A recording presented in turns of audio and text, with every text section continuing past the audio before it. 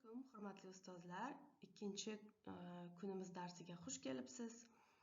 Bu albatta birinchi kunimizni to'g'ridan to'g'ri davomi hisoblanadi. Biz birinchi kunda Shironing 4 ta o'quv dasturi nazariyasini o'rgandik.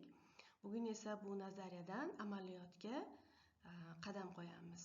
Bugungi dastur 4 ta asosiy mavzuni qamrab oladi. Birinchisi o'sha Eisnerni yashirin va nol o'quv dasturi tushunchalari, sinflar nimani jim holda o'rgatishi va nimalarni e'tibordan chetda qoldirish haqida gaplashamiz. Ikkinchisi Carr va Keminsning praksis g'oyasi, ya'ni o'qituvchi shunchaki ijrochi emasligi haqidagi tushunchalar. Uchinchisi esa teskari loyihalash, inglizda backward design deyiladi.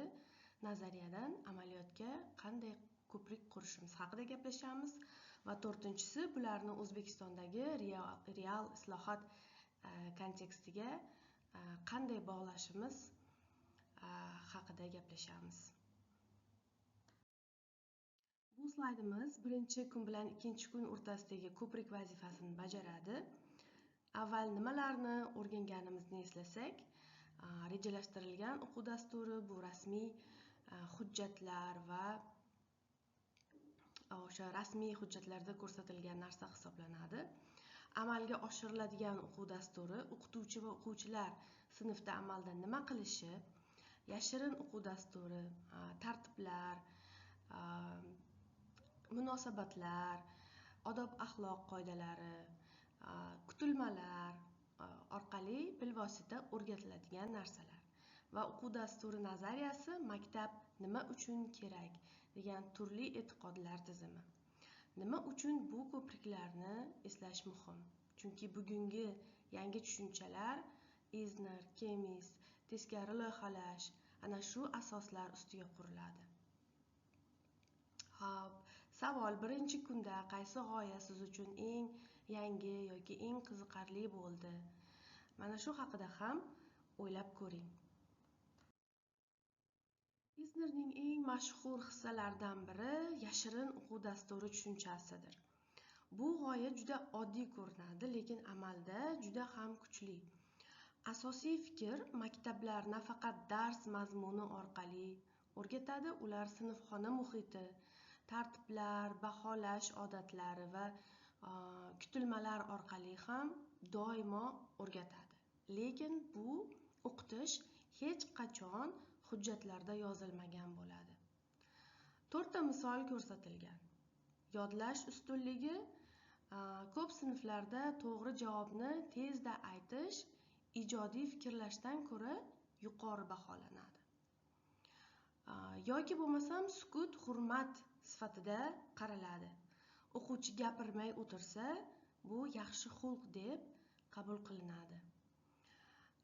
Yoki bo'lmasam vakolat tafovuti. O'qituvchi har doim to'g'ri, o'quvchi savolga shubha bilan qaraladi. Tezlik va to'g'rilik. Tez va aniq javob berish chuqur o'ylashdan muhimroq ko'rinadi. O'zbekistonda sinfxonalarda bu ko'rinishlardan qaysilari tanish tuyuladi?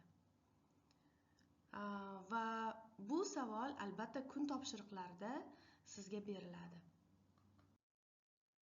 Eisnerning ikkinchi muhim g'oyasi bu null curriculum deyiladi, ya'ni nol o'quv dasturi, kiritilmagan o'quv dasturi. Bu tushuncha yanada kamroq ma'lum, lekin kamida yashirin o'quv dasturi kabi muhimdir. Kiritilmagan o'quv dasturi o'qitilmaydigan narsalardir. Ya'ni o'quv dasturida yo'q bo'lgan, o'quvchilar tajriba qilish imkoniga ega bo'lmaydigan mavzular, ko'nikmalar, fikrlash tarzidir. Eisnerning asosiy fikri nimani o'qitmaslik ham bir qaror deyiladi. Bu qaror ongli yoki ongsiz bo'lishi mumkin, lekin oqibatlari bor. Misol, agar o'quv dasturida hamkorlik ko'nikmalari bo'lmasa, o'quvchilar individual raqobatni me'yor deb o'rganadi. Agar tanqidiy fikrlash bo'lmasa, o'quvchilar matnlarga savolsiz ishonishga o'rganadi. Agar ko'p tilli muhit bo'lmasa, ona tilida gapirish noto'g'ri degan yashirin xabar beriladi. O'zbekiston maktablarida qaysi mavzular yoki ko'nikmalar odatda kiritilmagan o'quv dasturida qoladi? Bu haqida ham o'ylab ko'ring. Bu ham muhim savoldir.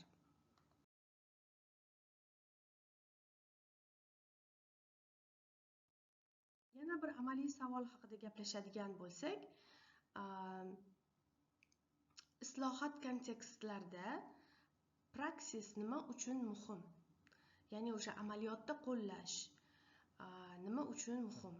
Birinchi fikr, o'quv dasturi islohoti o'z-o'zidan o'qitmaydi. Vazirlik yangi hujjat chiqarishi, standartlar o'zgarishi bu sinfda avtomatik o'zgarish bermaydi.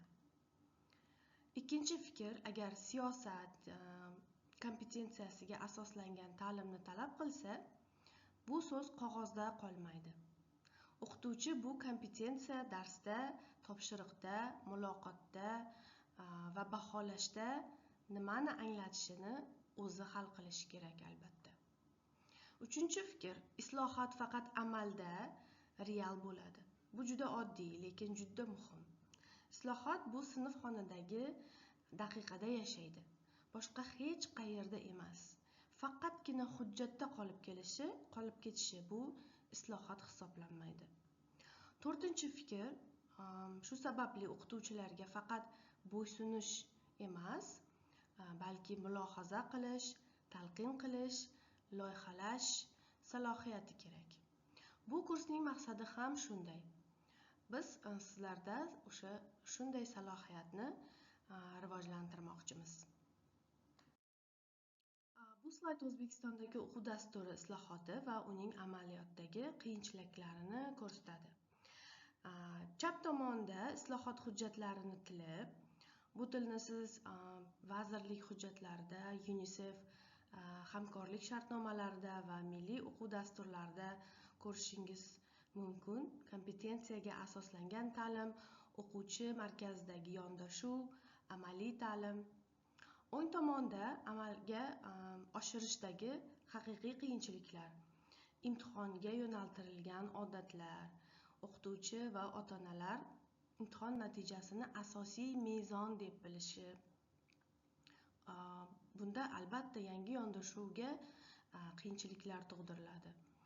Mazmunni qamrab olish bosimi, o'quv dasturi juda ko'p mavzuni talab qilsa, chuqurlashishga vaqt qolmaydi. Mavzular juda sayoz o'rgatib ketiladi. Yangi pedagogikaga ishonch yetishmasligi. O'qituvchi bu ishlaydi deb ko'rmagan bo'lsa, qo'llamasligi mumkin.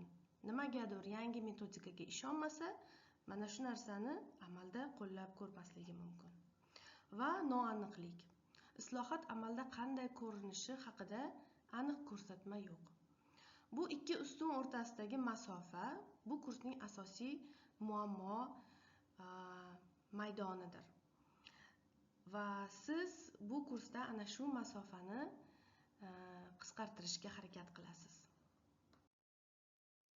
Va nihoyat sizlar bilan teskari loyihalash, backward design amaliy yakuniy qismimizga keldik. Bu g'oya oddiy, lekin inqilobiy hisoblanadi. Ko'pgina o'qituvchilar shu kurs loyihalashni, o'quv dasturi tuzishni noto'g'ri tartibda qiladi. Birinchi qadam istalgan ta'lim natijasi, o'quvchi bu dars yoki kurs oxirida nimani bilib, tushunib yoki bajara olishi kerak degan savoldan boshlamasdan hamma narsa odatda maqsadsiz boshlanadi. Ikkinchi qadam o'rganish dalili. Bu natijaga erishganini qaysi baholash yoki topshiriq ko'rsatadi. Ya'ni avval baholashni loyihalaysiz, keyin esa darsni. Va uchinchi qadam o'qitish va qo'llab-quvvatlash. O'quvchilarga bu natijaga yetishishda qaysi faoliyatlar, tushuntirishlar va tayanch yordam beradi. Bu 3 qadam o'quv dasturini o'qitishni va baholashni bir-biriga bog'laydi. Endi ular alohida qismlar emas, ular bitta maqsad atrofida uyg'unlashadi. Odatda biz bir kurs syllabus yaratganimizda shu kitobdagi mavzularni kiritib chiqamiz, undan keyin darsda nima qilishimizni yozib chiqamiz va undan keyin qanday baholashimizni yozib chiqamiz. Bu yerda esa jarayon teskari loyihalanadi. Ya'ni qanday ko'nikmalarni o'quvchimiz bilishi kerak va mana shu ko'nikmalarni bilish uchun biz qanaqa baholashimiz kerak? Mana shu baholashda biz qanday o'sha dars jarayonidagi faoliyatlarni ishlatishimiz kerak va undan keyin o'sha qanday mavzularni darsimiz uchun tanlashimiz kerak va bu bizga qanday maqsadlarni, dars maqsadlarini berishini o'rganib chiqishimiz aynan teskari loyihalashni amaliyotdagi bir tushunchasidir. Albatta biz sizlar bilan uchrashganimizda dars jarayonida bu backward design, teskari loyihalash haqida yana chuqurroq gaplashamiz va albatta amaliyotda sizlar bilan bir kurs yoki syllabus tuzishda mana shu dizayndan foydalanamiz. Mana bu yerda tushuntirib o'tganim kabi nega Wiggins va Maksigi 2005-yilda bu teskari loyihalash g'oyasini amalda sinamoqchi bo'ldi? Bu savolga albatta javob berish juda ham muhim. Ular pedagogik amaliyotda juda keng tarqalgan muammoni ko'rishdi. Ko'p o'qituvchilar loyihalashni o'sha noto'g'ri tartibda qilishlari. Avval darslik yoki mavzular ro'yxatdan o'tiladi, keyin faoliyatlar, topshiriqlar tanlanadi va o'sha oxirida qanday baholash tizimlari qo'shiladi va mana shu jarayon muhim edi. Muammo bu yerda nimada? Agar maqsad boshida aniq bo'lmasa, hamma narsa vosita bo'lib qoladi, lekin qaysi maqsad uchun noma'lum. Teskari loyihalash esa bunday qiladi. Avval maqsad, ya'ni o'quvchilar nimani tushunishi va bajara olishi kerak. Keyin dalil, qaysi baholash bu natijani ko'rsatadi. Shundagina keyin o'quv topshiriqlari, o'qitish faoliyatlari syllabusga, o'quv dasturiga qo'shiladi. Bu chap va o'ng ustunlar, bu ikki yondashuvning farqi. Birinchisi mazmundan boshlaydi, ikkinchisi natijadan. Bir harflik farq, lekin amaliyotda anchagina farq qiladi. Endi nazariyani real misol orqali ko'rib chiqaylik. Mavzu iqlim o'zgarishi jadvalning har bir qatori teskari loyihalashning bir elementini ifodalaydi. Ko'zlangan ta'lim natijasi o'quvchilar inson faoliyatining iqlim o'zgarishiga ta'sirini tushuntiradi va bitta o'sha javob chorasini asoslaydi. Diqqat, bu faqat biladi emas, balki tushuntira oladi va asoslaydi degan maqsadlar bor. Bu yuqori darajali fikrlashni talab qiladi. Va muvaffaqiyat mezonlari tushuntirish aniq bo'lishi kerak, dalillardan foydalanish kerak, asoslangan shu javob muammoga yechim bo'lishi kerak. Bu mezonlar oldindan belgilangan. O'quvchi nima kutilayotganini biladi. Va baholash dalili yozma tushuntirish yoki guruh posteri, plakati orqali baholanadi. Bu oddiy va amalga oshirilishi mumkin bo'lgan topshiriq. O'qitish faoliyatida o'quvchilar holatni tahlil qiladi, sabablarni muhokama qiladi va asoslangan javob taqdim etadi. Ya'ni o'sha topshiriq maqsadga mos. Siz ham o'z mavzuyingiz uchun shunday jadval tuzishingiz kerak bo'ladi. Albatta bu bizni kun topshiriqlarimizda berilgan. Darslarni aktiv o'rganib borayotganingiz uchun katta rahmat. Sizlarga kun topshiriqlari beriladi va u bir necha qismlardan iborat.